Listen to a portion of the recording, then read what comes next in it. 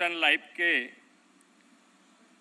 Global launching अवसर पर हमारे मार्गदर्शन करने उपस्थित विश्व के सर्वाधिक लोकप्रिय नेता और हमारे माननीय प्रधानमंत्री श्री नरेंद्र भाई मोदी साहब, संयुक्त राष्ट्र के महासचिव श्री एंटोनिया गुतारेस, विदेश मंत्री श्री एस जयशंकर जी, संयुक्त राष्ट्र के विभिन्न एजेंसियों के प्रतिनिधिगण और भारत के मिशन के प्रमुख और सभी केंद्रीय मंत्री श्री एवं प्रतिष्ठित अतिथिगण, आप सभी का मिशन लाइफ के ग्लोबल लॉन्चिंग समारोह में हार्दिक स्वागत करता है। आज हम इस मंच से गौरव के साथ कह सकते हैं कि जब विश्व में ग्लोबल लीडर सोलर एनर्जी तथा ग्रीन क्लीन एनर्जी की सिर्फ बात कर रहे थे, तब गुजरात के मुख्यमंत्री के तौर पर हमारे प्रधानमंत्री श्री नरेंद्र भाई मोदी जी ने अपनी दूरदर्शिता से इस विषय में ठोस कदम उठाए थे। प्रधानमंत्री श्री नरेंद्र भाई मोदी के गुजरात के मुख्यमंत्री कार्यकाल के दौरान उनके नेतृत्व में गुजरात एशिया का पहला ऐसा राज्य था जिसने 2009 में एक अलग क्लाइमेट चेंज विभाग की शुरुआत की थी। आदरणीय श्री नरेंद्र भाई मोदी जी के विजन से ही राज्य में कैनाल टॉप सोलर प्लांट स्थापित किए गए और सीमावर्ती क्षेत्र चारणका में 730 मेगावाट के सोलर पार्क की स्थापना हुई है। इतना ही नहीं, विश्व जब क्लाइमेट चेंज के सामने लड़ने के रास्ते खोज रहा था, तब नरेंद्र भाई मोदी जी ने अपने अनूठे विजन कन्वीनियंट एक्शन पुस्तक द्वारा पूरे विश्व को इस समस्या का समाधान का मार्ग दिखाया था।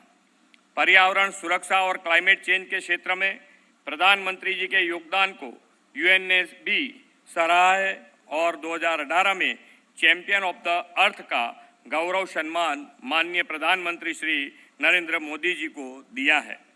पर्यावरण के संरक्षण और संवर्धन के लिए प्रधानमंत्री श्री नरेंद्र मोदी जी ने नवंबर 2021 में क्लाइमेट चेंज पर ग्लासगो में हुए COP26 के दौरान लाइफस्टाइल फॉर एनवायरनमेंट की अवधारणा को दुनिया के समक्ष रखा था।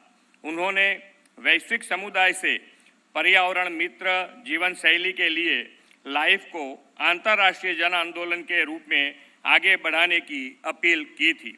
अतीत से प्रेरणा लेकर वर्तमान में कार्यरत और भविष्य पर ध्यान केंद्रित कर लाइफ को एक वैश्विक आंदोलन बनाया जा रहा है, जो भारत में पर्यावरण मित्र संस्कृति और परंपरागत प्रथाओं का निर्माण करेगा।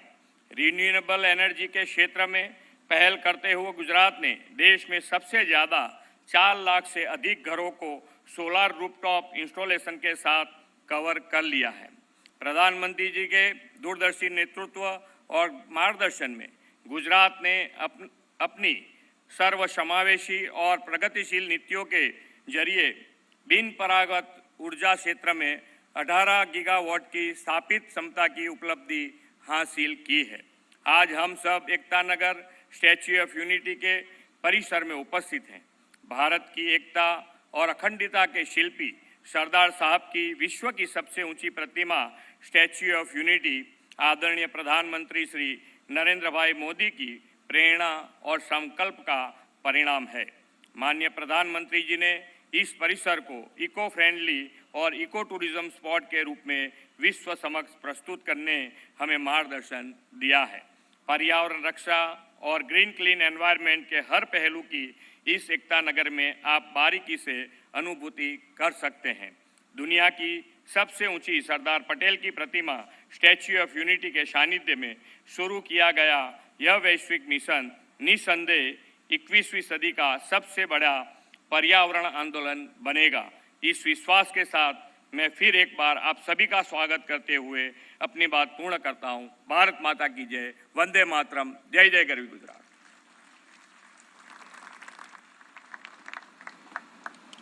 धन्यवाद मुख्यमंत्री जी। और अब समय है हमारे माननीय प्रधानमंत्री जी की संकल्पना से चरितार्थ और उनके दूरदर्शी नेतृत्व से अनुपालित लाइफ के सिद्धांत को दर्शाती और उसमें जन जन की भागीदारी का आह्वान करती एक लघु फिल्म के निदर्शन का।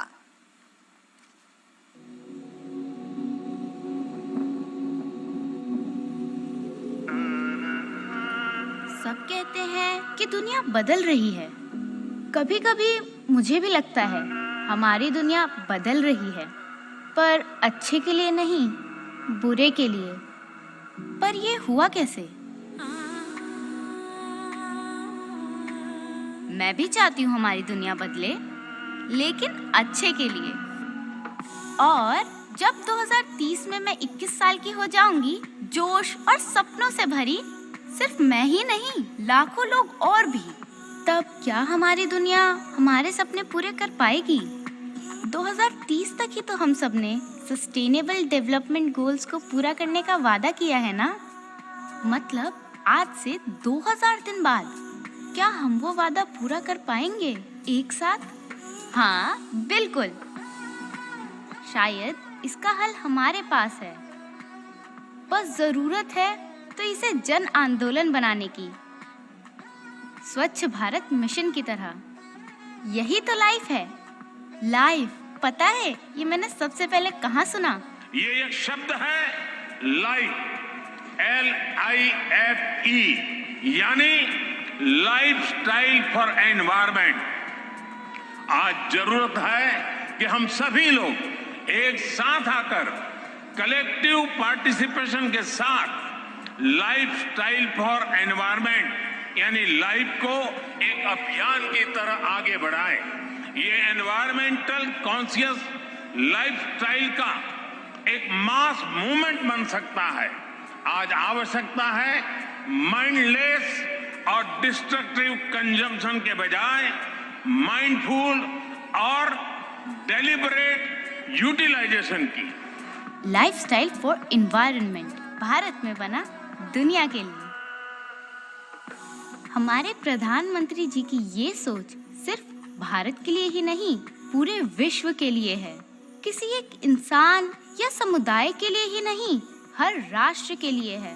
और हम सब इस आंदोलन से जुड़ सकते हैं इन 5 कदमों से। पहला कदम वही जो हमारे दादा दादी, नाना नानी हमेशा करते आए हैं। सदियों से सुनते बोलते आ रहे हैं कि मौसम में लगे और आसपास उगे वही खाओ पियो, सेहत चौकस और साथ में खाने और ईंधन की बचत भी। நமது உணவுகள் இப்பொழுது மாற்றப்பட்டிருக்கிறது. நாம் தினைகளை இந்த நேரத்தில் வரவேற்றுக் கொள்கிறோம். ஆனால் தினைகள் நமது உணவுகளையும் மகிழ்ச்சியையும் கலாச்சாரத்தையும் அறிவு கொண்டு இருக்கிறது. அதனாலே நாங்கள் தினைகளை வரவேற்றுக் கொள்கிறோம். दूसरा कदम, कदम उठाओ, समझे? मेरी रोज की सवारी, बस नंबर 11, मेरे पैर।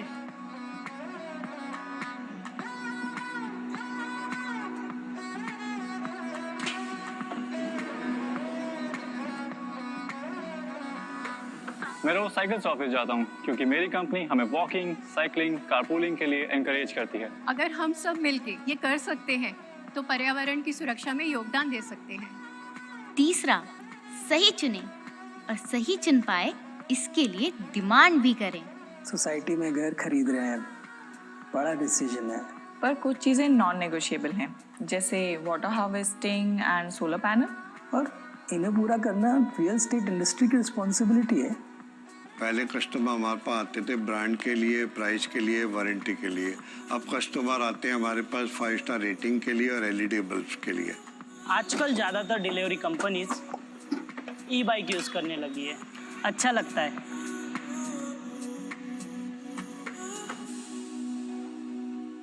चौथा कदम सिंपल, लाइट स्विच ऑन करने के लिए स्विच ऑफ करो।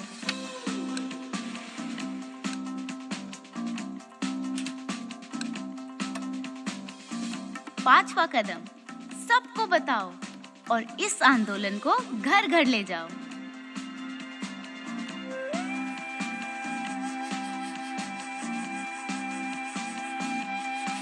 मेरे देश को अपना वादा याद है और वो वादा हम बातों से नहीं, काम से पूरा करेंगे और हर देश, हर इंसान को साथ लेके पूरा करेंगे। एक्ट टुगेदर लाइफ के लिए।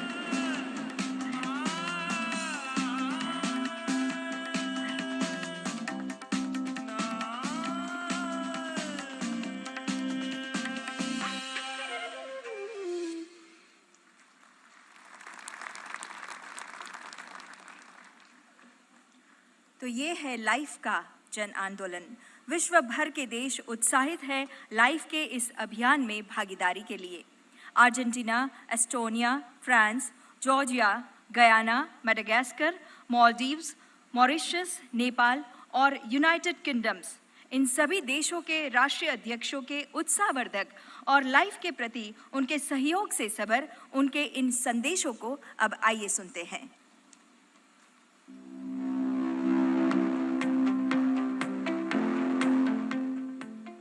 Buenas tardes a todos y a todas. Estoy aquí en Buenos Aires, pero no quise estar ausente en este encuentro, al que nos ha convocado el primer ministro Modi.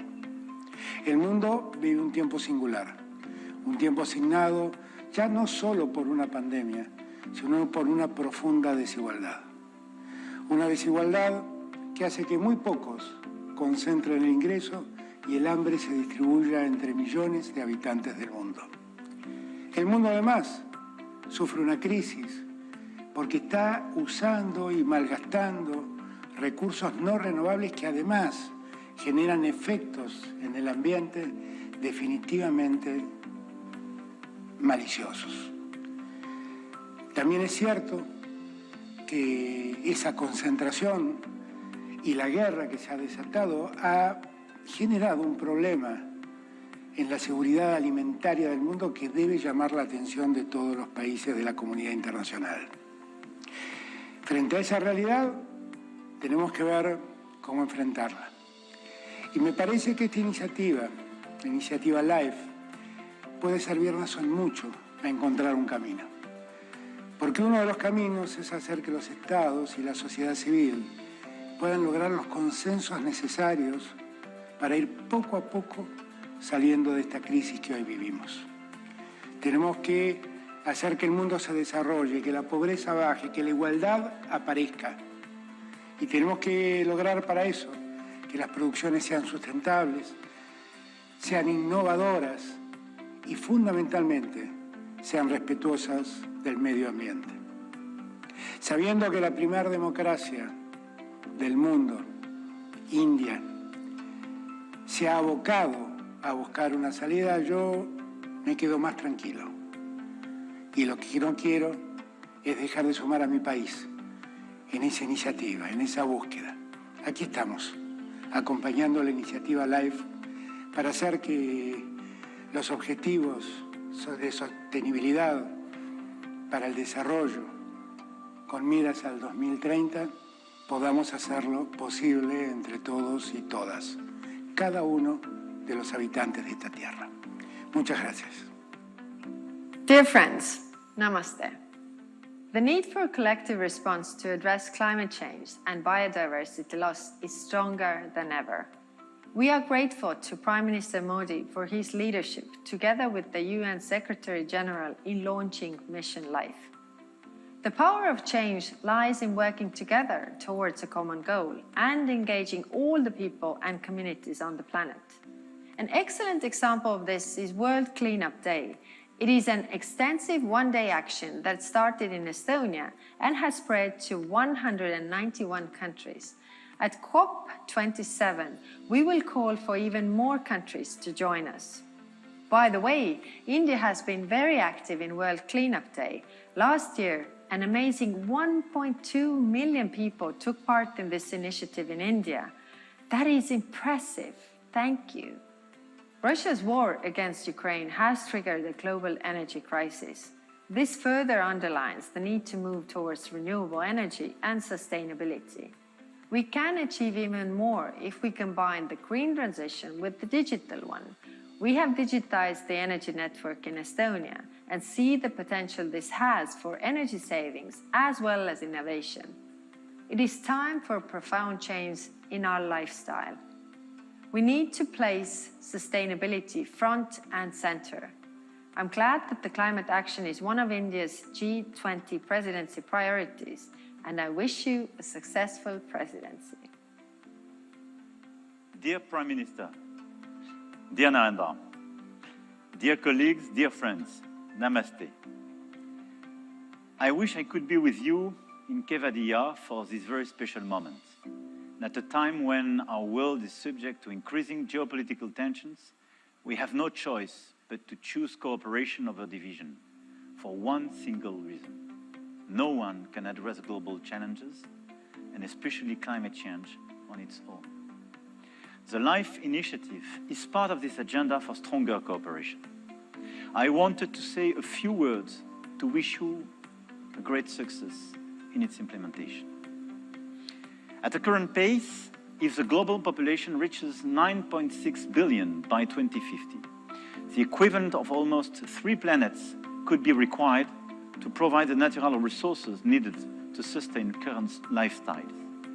Governments, businesses, people, we must therefore all cooperate and rethink our models and behaviors. Sustainable consumption is all about doing more and better with less.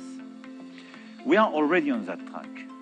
The current surge in energy prices is leading many countries in Europe to take the path of sobriety. In France, we will reduce our energy consumption by 10%, acting all over the board in transportation, housing, industries, and other sectors. But this will not be a temporary response before going back to our old ways. What we are talking about is a paradigm shift, because we will not reach net zero by 2050 if we don't act on the demand side and substantially reduce our energy consumption. Beyond the current crisis, as the effects of climate change are already unfolding, every citizen should now be aware that it is no longer possible to use natural resources such as water as if they were inexhaustible. We need to meet this challenge together by promoting ambitious public policies in all sectors, by launching coalitions of the willing. I am pleased in that regard that France and India agreed on leading a global initiative on the end of single-use plastics, and by fostering a common partnership between citizens committed to change their lifestyles and therefore the world. The LiFE initiative, Prime Minister Modi, will give us this opportunity. France looks forward to working with India to make this initiative a success, including in the perspective of the Indian presidency of the G20 next year. Thank you for this initiative, and thank you for your attention and your commitment. Excellency Shri Narendra Modi, Honorable Prime Minister of India, dear ladies and gentlemen, dear friends, I am honored and pleased to address this distinguished audience at today's remarkable event and to congratulate India for taking the lead to launch this extraordinary mission in the beautiful city of Kevadia of India. Georgia welcomes and fully supports this global initiative timely introduced by His Excellency Narendra Modi, which promotes an environmentally conscious lifestyle that focuses on the principle of mindful and deliberate utilization. In this regard, we have already taken significant steps to fulfill our international commitments, as well as obligations under the EU-Georgia Association Agreement. To strengthen the environment-related governance systems in the country, Georgia has improved its environmental assessment systems and introduced more effective public participation mechanisms at the earliest possible stage of the environmental decision-making process. Major reforms have been carried out recently in the ambient air protection field to improve air quality throughout the country. Georgia is one of the few countries worldwide where national parks are a genuine high-level national priority, embedded in national policies and strategies. National parks of Georgia have experienced a significant increase, and nowadays it covers almost 12% of our territory. 40% of my country's territory is covered by forests. Therefore, sustainable forest management is an important priority for our government. We spare no effort to implement sustainable forest management that would support the ecological stability of forest ecosystems, enhance the socio-economic benefits for the public, and reduce the pressure on forests. In order to address the negative consequences of climate change, Georgia, in accordance with the Paris Agreement, has updated nationally determined contribution document, which sets a new 2030 climate change strategy and an action plan for mitigation measures. I am proud to state that our country stays committed to continue intensive reforms for the better protection of the environment, biodiversity, and meeting its national and international climate goals. I strongly believe that all together we can achieve our common goal and save our planet. Thank you. Our planet is under threat. More than 75% of Earth's land is substantially degraded, undermining the well-being of billions of people. Collective action is needed to protect our planet. Here in Guyana, we have started. Our forest is the size of England, storing 19.5 gigatons of carbon, one of the lowest deforestation rates in the world.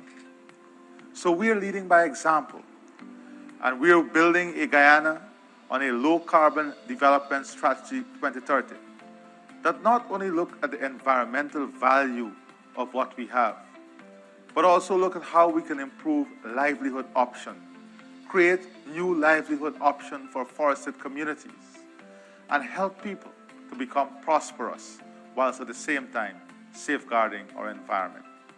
I therefore wish to extend best wishes to Prime Minister of India, Prime Minister Narendra Modi, on the launching of the Mission LiFE logo and mission document, which seeks to mobilize 1 billion Indians to become pro-planet people by 2027, who will practice simple environment and climate-friendly behavior in their daily lives.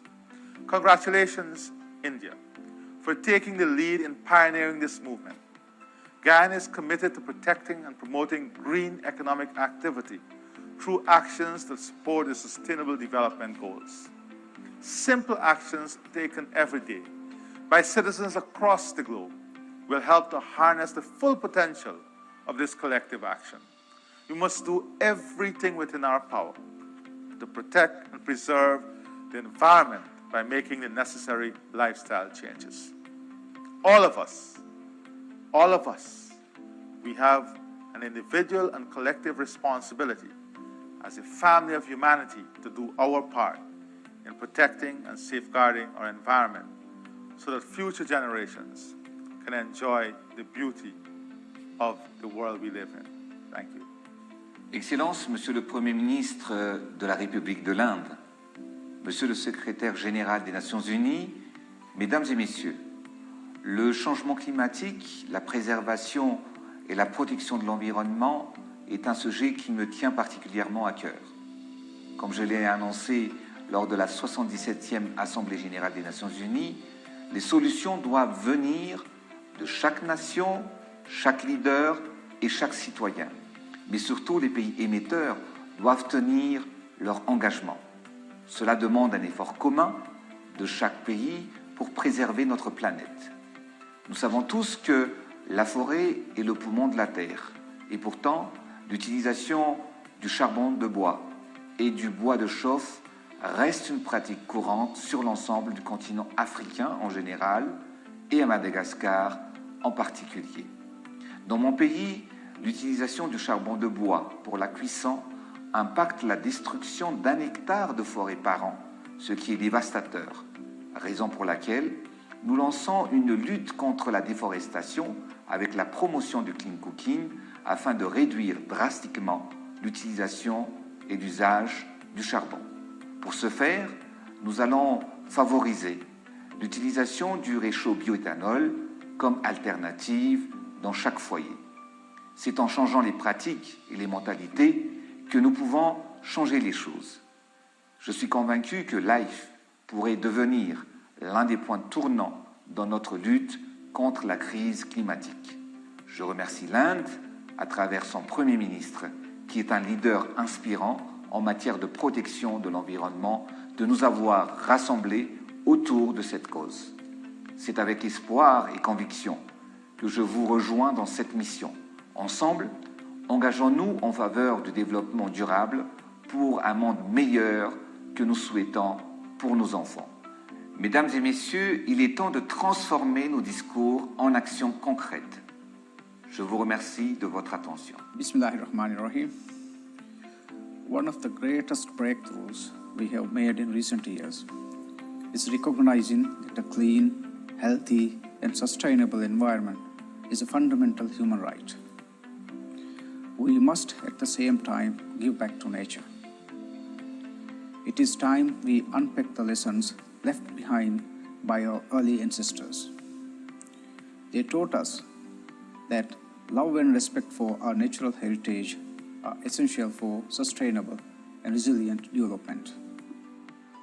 Prime Minister Modi's mission LiFE could not have come at a more crucial juncture. The ill effects of the climate crisis come at us with full force, growing in severity the longer we let our inactions drag on. This ambitious initiative is a call for action. Let's not end it there. You see, the best chances of our very survival is on our own hands. Together, let's reflect on our lifestyles and make swift changes towards eco-friendly habits. Simple things in our everyday lives, like choosing to walk more instead of driving, or planting trees wherever we can, all add up to redressing environmental degradation. Individual actions may appear insignificant on their own, but when pulled together, they have the power to spur transformative impact. Modi stands with the pro-planet people of India. We will do our part to make sure the health and wealth of our planet survive to benefit tomorrow's generations. Governments are joining hands with businesses around the world to address environmental issues. However, policy reforms and economic initiatives are not enough to save our planet. Lifestyle changes at the individual level and behavioral changes at the community level are needed to reduce the strain on the environment. I therefore strongly support the movement launched by Prime Minister Shri Narendra Modi ji to build on good practices at the level of individuals, communities, and institutions in order to accelerate the transition to a more sustainable future. If human activities continue at the present pace, by 2050, we will need 3 planets to sustain our way of life. Business as usual is no longer an option. Allow me to end with a quote of Mahatma Gandhi. The world has enough for everyone's need, but not for everyone's greed. I congratulate Prime Minister Narendra Modi and the Government of India for advancing the idea for lifestyle, for the environment. This is a pioneering movement that can help fight climate change and achieve SDGs, to build on the idea that positive changes in individual actions and behaviors are the key parts of the climate solution that the world urgently needs. I thank the organizer for giving Nepal this opportunity to express our support to the pioneering movement such as LiFE, as well as express the need for work collectively to save our planet for better future of our people. Thank you very much. In November last year, the world came together in the UK to sign the Glasgow Climate Pact. It was a landmark deal. It showed that governments are ready to take decisive action on climate change and that we must all keep increasing our ambition. Now the energy crisis is showing once again that we need to go further and faster. As democracies, we must work together to secure energy independence and protect our economies. That's why we're turbocharging our rush to renewables. We're investing with partners like India to help build vital climate infrastructure. And we're working together to turn our net zero commitments into action. It's a real pleasure to join Prime Minister Modi in launching the LiFE initiative today, and I commend India's leadership. This is all about helping people make greener choices and live more sustainable lives. So let's keep making those long-term choices, let's keep leading the way, and let's take another big step forward together in Sharm el-Sheikh next month and with India's G20 presidency next year.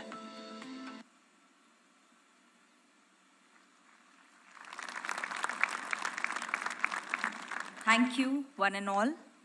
Ladies and gentlemen, the august presence of Honorable Secretary General of United Nations, Mr. Antonio Guterres, is gracing the occasion today. May I now request you, sir, to address the gathering. Please, sir.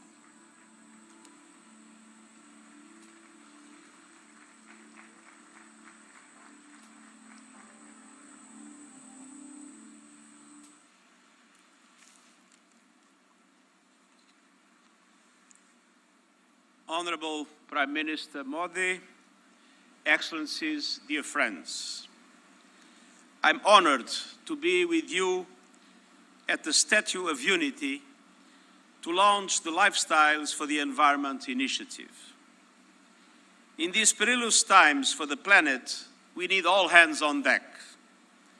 And I know that sometimes the enormous scale of a challenge might be reason enough to throw up one's hand in resignation.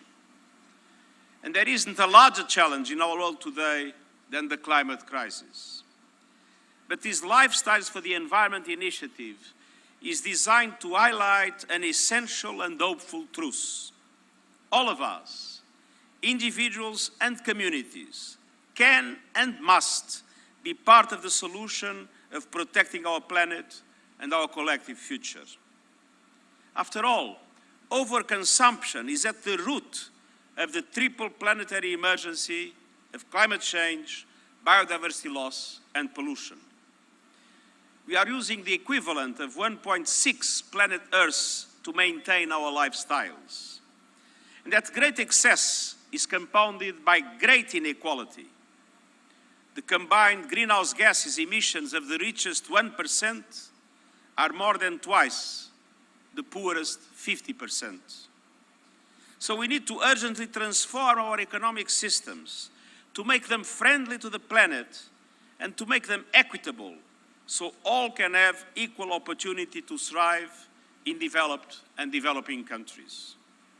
Each one of us will have to learn to live sustainably and reduce our environmental footprint by saving energy and reducing pollution and waste, by using less plastic, by taking advantage of clean cooking technologies, by eating more sustainably and not throwing away food, by using renewable energy, and by making our money count as consumers by supporting sustainable products. And many other examples we have seen in the wonderful film that has started this ceremony.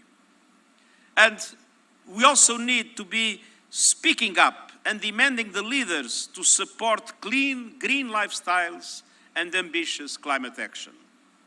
This is the mission of the Lifestyles for the Environment initiative that I hope can spread throughout the world. Dear friends, I am immensely encouraged by the commitment that India has made to pursue environmentally sound policies. These efforts include a pledge to significantly increase investment and deployment of renewable energy, championing the International Solar Alliance, and joining the High Ambition Coalition for Nature and People, which aims to protect and conserve 30% of the world's ecosystems by 2030. I also congratulate India on its upcoming G20 presidency. The G20 accounts for 80% of global greenhouse gas emissions, but it also represents 80% of global GDP. So the G20 combined has the resources, the know-how and the power to end our war against nature and set us on course to more sustainable living. And central to that goal is the urgent need to pivot from economies based on fossil fuel consumption to economies powered by renewable energy. A revolution in which developed countries must invest massively, financially and in technological support to allow emerging economies themselves to also be able to present more ambitious targets. And the world counts on G20 economies to lead the way in progressively ending the use of coal by 2030 in OECD countries and 2040 in non-OECD countries, developed countries must follow through on their commitments to provide meaningful financial and technological support to countries like India throughout this transition. We need to unleash a renewables revolution, and I look forward to working with India in driving this agenda forward. Dear friends, in 3 weeks, world leaders will meet in Egypt for the next United Nations Climate Change Conference, COP27. COP27 represents a key political opportunity to rebuild trust and accelerate action across all the pillars of the Paris Agreement: adaptation, mitigation, finance, and loss and damage. Full implementation of the financial commitments made in Paris, a quantum leap in support to adaptation in developing countries, and measurable progress and serious progress in loss and damage are essential conditions to reestablish trust between developing and developed countries around the world. With its vulnerability to climate impacts and its massive economy, India can play a critical bridging role. We have no time to lose. We are in imminent danger of failing to meet the goal of limiting global temperature rise to 1.5 degrees Celsius. And our global goal has to be net zero emissions by 2050. And to achieve this, we must collectively halve global emissions from 2010 levels by 2030. And as the LiFE initiative highlights, every citizen has a role to play. And that includes everyone, everywhere, using their voice to urge their leaders to take much-needed ambitious climate action. Dear friend, as the Prime Minister of Mauritius has recalled, Mahatma Gandhi reminded us that the world has enough for everyone's need, but not enough for everyone's greed. That perfectly captures the situation we face now. Unfortunately, for the time being, greed is prevailing over need, and we need to reverse this trend. The planet is able to support each and every one of us, but we must treat its resources with wisdom and respect. So today, let us pledge to alter our economies and our lifestyles so we are able to share Earth's resources fairly and take only what we need. And let us count on India, as it assumes the G20 presidency, to help usher in a new era of sustainability fully in line with its history, its culture, and its tradition. Thank you.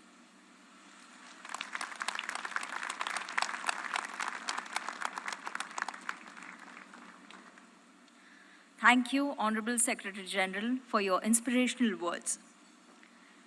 और अब भारत के माननीय प्रधानमंत्री श्री नरेंद्र मोदी जी से अब मैं सविनय अनुरोध करती हूं कि रिमोट का बटन दबाकर मिशन लाइफ के डॉक्यूमेंट का विमोचन करें एवं लोगो और टैगलाइन को लॉन्च करें।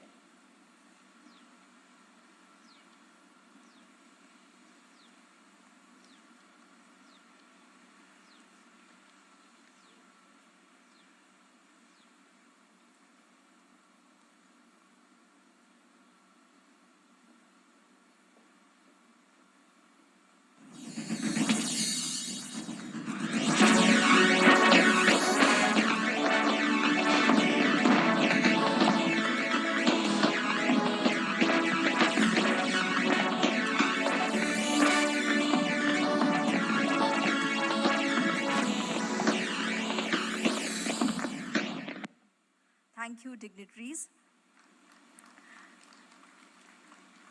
आइए हम भी करतल ध्वनि से इस लॉन्च का, इस क्षण के हम साक्षी बने।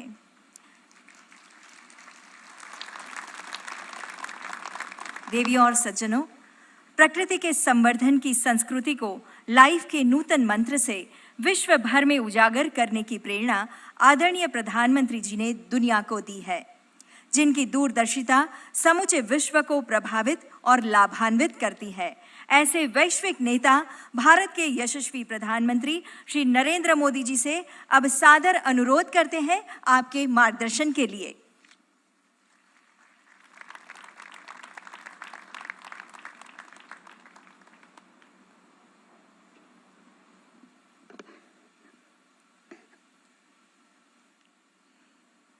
यूनाइटेड नेशंस के सेक्रेटरी जनरल एंटोनियो गुटेरेस जी, गुजरात के मुख्यमंत्री श्री भूपेंद्र भाई पटेल, भारत के विदेश मंत्री डॉक्टर एस जयशंकर जी, देश विदेश से आए सभी अन्य महानुभाव, देवी और सज्जनों, इस गौरवशाली धरती पर आप सबका हार्दिक स्वागत है। एंटोनियो गुटेरेस जी के लिए तो भारत दूसरे घर जैसा है। आपने अपना युवावस्था में बहुत बार भारत की यात्रा भी की है। गोवा से आपके पारिवारिक संबंध भी है। मुझे ऐसा लग रहा है कि मैं गुजरात में आज अपने परिवार के ही किसी सदस्य का स्वागत कर रहा हूं। एंटोनियो गुटेरेस जी, आपका यहां आने के लिए बहुत बहुत आभार, बहुत बहुत अभिनंदन। मुझे खुशी है कि मिशन लाइफ को लॉन्चिंग के समय से अनेक देश इस संकल्प के साथ जुड़े हुए हैं।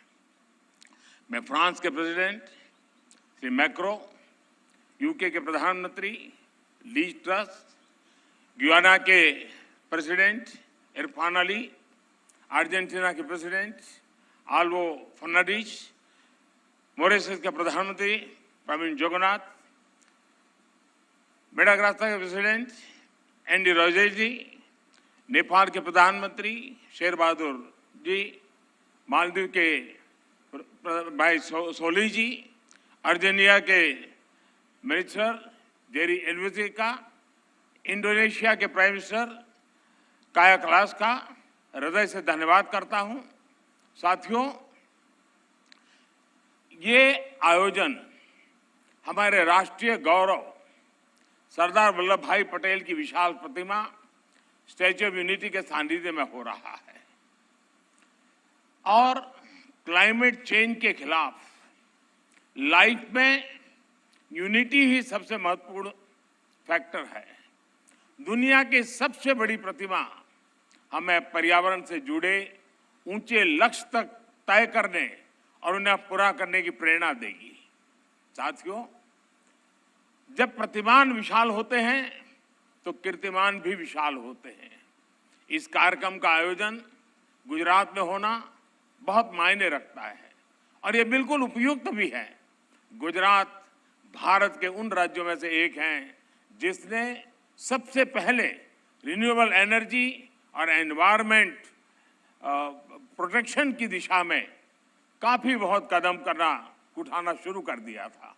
चाहे बात नहरों पर सोलर पैनल लगाने की हो या सूखाग्रस्त इलाकों में जल स्तर बढ़ाने के लिए वाटर कंजर्वेशन का अभियान हो, गुजरात हमेशा एक प्रकार से लीडर के रूप में, एक ट्रेंड सेटर के रूप में रहा है। साथियों, क्लाइमेट चेंज को लेकर ऐसी धारणा बना दी है जैसे सिर्फ पॉलिसी से जुड़ा विषय है, लेकिन जैसे ही हम इस मुद्दे का पॉलिसी से जोड़कर देखने लगते हैं, जाने अनजाने में हमारे मन में ये बात बैठ जाती है कि इस पर सरकार ही कुछ करेगी, या फिर ये सोचते हैं कि अंतर्राष्ट्रीय संस्थाओं को इस पर कोई कदम उठाना चाहिए। ये बात सही है कि सरकार, अंतर्राष्ट्रीय संस्थाएं, उनकी भूमिका बड़ी है और वो इसे संभाल करने का प्रयास भी कर रहे हैं, लेकिन हम सभी देख सकते हैं कि अब इस मुद्दे की गंभीरता चर्चाओं से बाहर निकलकर दुनिया के हर कोने में, हर घर में आज नजर आने लगी है। क्लाइमेट चेंज से हो रहे बदलाव लोग अपने आसपास महसूस करने लगे हैं। पिछले कुछ दशकों में हमने इस दुष्प्रभाव को और तेज देखा है, अप्रत्याशित आपदाओं को झेला है। आज हमारे ग्लेशियर्स पिघल रहे हैं, समुद्रों का जलस्तर बढ़ रहा है, हमारी नदियां सूख रही है, मौसम अनिश्चित हो रहे हैं और ये बदलाव लोगों को सोचने पर मजबूर कर रहे हैं कि क्लाइमेट चेंज के मुद्दे को सिर्फ पॉलिसी मेकिंग के लेवल पर ही नहीं छोड़ा जा सकता। लोग खुद महसूस करने लगे हैं कि एक व्यक्ति, एक परिवार और एक समुदाय के तौर पर उन्हें इस धरती के लिए, इस प्लेनेट के लिए कुछ न कुछ जिम्मेवारी उठानी चाहिए, खुद ने भी कुछ करना चाहिए। लोग जानना चाहते हैं कि अपने खुद के प्रयत्न में या परिवार के साथ और अपने समुदाय के साथ मिलकर वो कौन से कदम उठा सकते हैं जिससे धरती की सुरक्षा हो सके, इस पृथ्वी की सुरक्षा हो सके। इन सारे सवालों का जवाब मिशन लाइफ में है। मिशन लाइफ का मंत्र है लाइफस्टाइल फॉर एनवायरनमेंट। पृथ्वी पर रहने वाले प्रत्येक व्यक्ति को व्यक्तिगत प्रयासों की कामना के साथ ही आज ये मिशन लाइफ का ये विजन दुनिया के सामने रख रहा हूं। मिशन लाइफ इस धरती की सुरक्षा के लिए जन जन की शक्तियों को जोड़ता है, उनका बेहतर इस्तेमाल करना सिखाता है। मिशन लाइफ क्लाइमेट चेंज के खिलाफ लड़ाई का लोकतांत्रिक डेमोक्रेटिक एक प्रकार से उसका विस्तार कर रहा है, जिससे हर कोई अपने सामर्थ्य के हिसाब से योगदान दे सकता है। मिशन लाइफ इस बात पर भरोसा करता है कि छोटे छोटे प्रयासों का भी व्यापक प्रभाव हो सकता है। मिशन लाइफ हमें प्रेरित करता है कि हम सब अपनी रोजमर्रा की जिंदगी में ऐसा बहुत कुछ कर सकते हैं जिससे पर्यावरण की सुरक्षा हो। मिशन लाइफ ये मानता है कि अपनी लाइफस्टाइल में बदलाव करके एनवायरनमेंट की रक्षा की जा सकती है। ये आपको दो बहुत दिलचस्प उदाहरण देना चाहता हूं, बड़ी सरल बातें मैं बताना चाहता हूं। आपने देखा होगा कुछ लोगों को एसी का टेम्परेचर 17 डिग्री या 18 डिग्री सेल्सियस पर रखना बहुत पसंद होता है, लेकिन एसी का टेम्परेचर इतना कम करने के बाद यही लोग सोने के समय कंबल या रजाई का सहारा लेते हैं। एसी का हर डिग्री टेम्परेचर कम करना पर्यावरण पर उतना ही नकारात्मक प्रभाव, यानी उसको अगर हम बचा सकते हैं, कोशिश करके कर सकते हैं। यानी हम अपनी लाइफस्टाइल को ठीक करके हम तो पर्यावरण की कितनी बड़ी मदद होगी। लाइफस्टाइल से जहां भी एक और उदाहरण मैं बताना चाहता हूं, हम देखते हैं कि कुछ लोग 5 किलोमीटर प्रति लीटर के एवरेज वाली गाड़ी लेकर के जिम जाते हैं और जिम में ट्रेडमिल पर जमकर अपना पसीना बहाने की कोशिश करते हैं।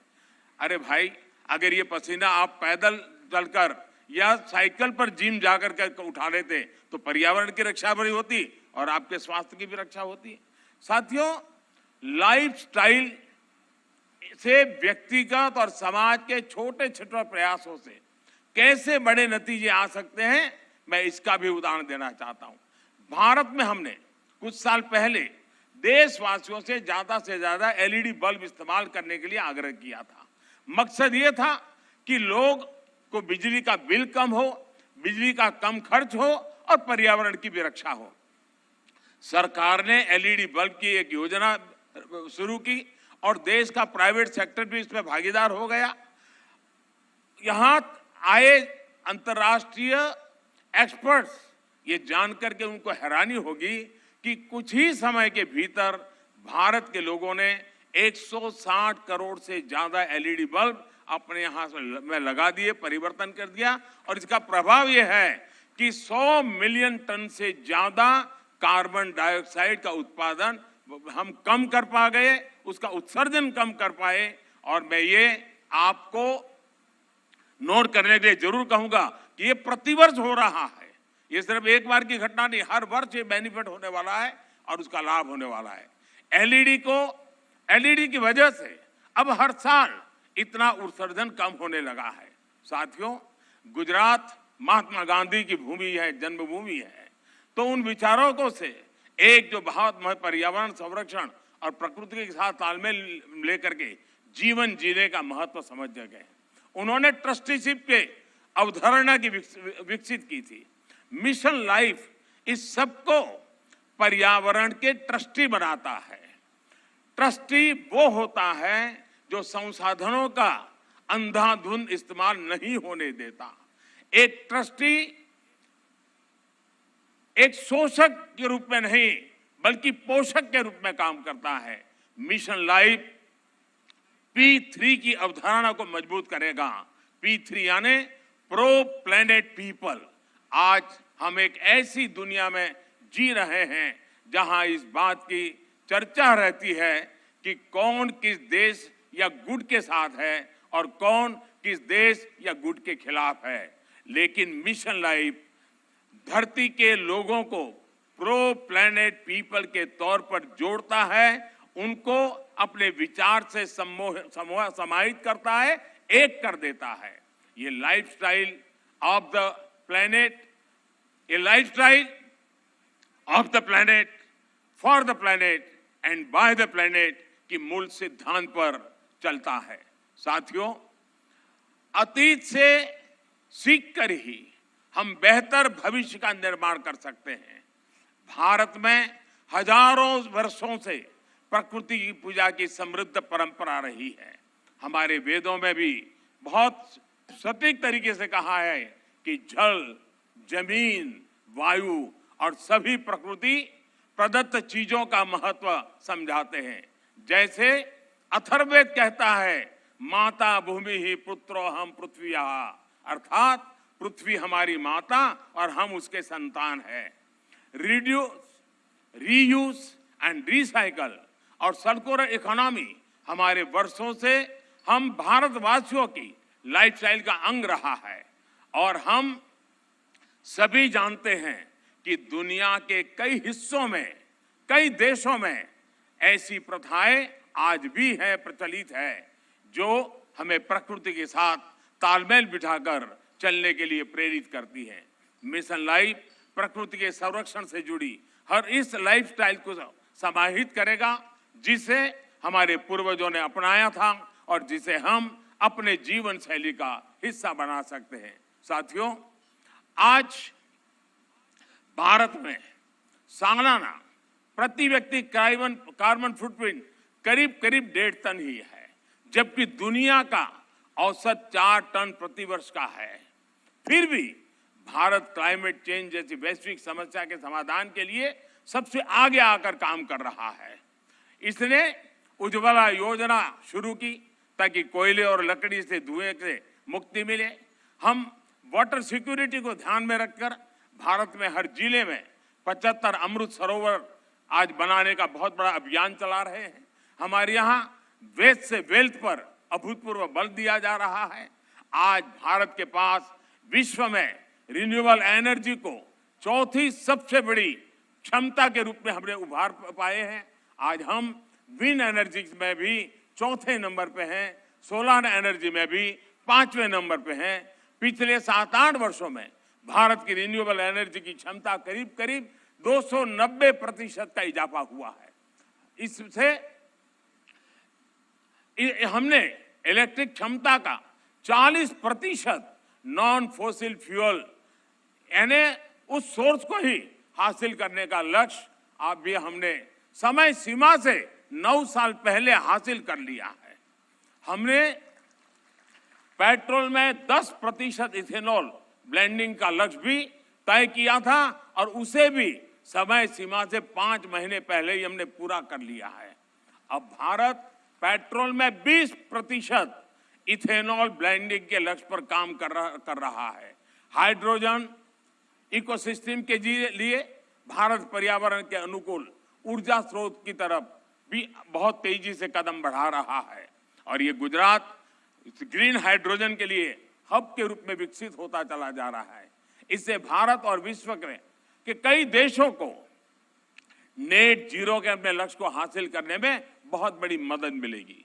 साथियों, आज भारत प्रगति भी कर रहा है और प्रकृति भी का उतना ही उत्तम उदाहरण बना करके तालमेल के साथ जीने का एक रास्ता को बना रहा है। आज भारत विश्व की 5 की बड़ी अर्थव्यवस्था भी बना है। हमारा वन क्षेत्र भी बढ़ रहा है। अन्य जीवों की संख्या में भी हमारी यहाँ लगातार वृद्धि हो रही है।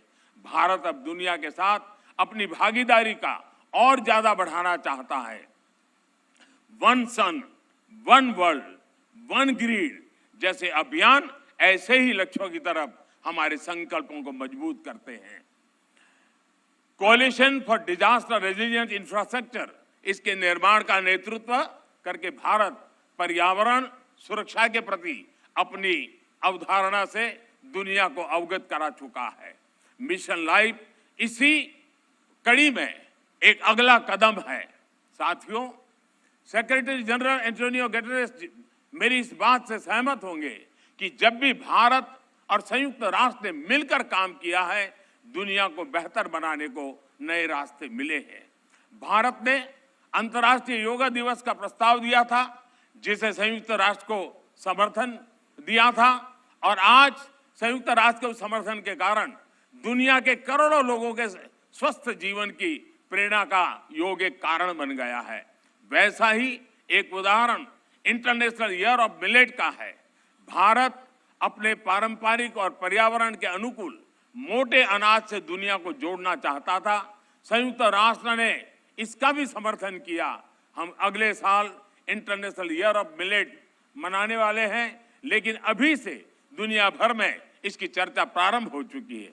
मुझे विश्वास है कि संयुक्त राष्ट्र के समर्थन से मिशन लाइफ को विश्व के हर कोने में, हर देश में, हर नागरिक तक पहुंचाने में बहुत बड़ी सफलता मिलेगी। हमें एक मंत्र को याद रखना है, प्रकृति रक्षति रक्षिता, अर्थात जो प्रकृति की रक्षा करते हैं, प्रकृति उनकी रक्षा करती है। मुझे विश्वास है इसी मिशन लाइफ पर चलते हुए एक बेहतर दुनिया का निर्माण कर पाएंगे। आप सभी का एक बार फिर मैं आभार व्यक्त करता हूं, और यूएन के इस समर्थन के लिए मैं फिर से एक बार हृदय से धन्यवाद करते हुए मेरी वाणी को विराम देता हूं। धन्यवाद।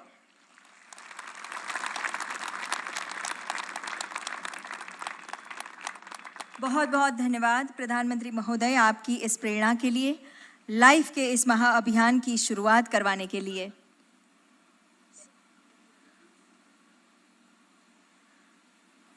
We also thank Honorable Secretary General of United Nations for his valuable presence today. मुख्यमंत्री एवं विदेश मंत्री जी का हम हृदय से स्वागत अभिवादन करते हैं, धन्यवाद अदा करते हैं।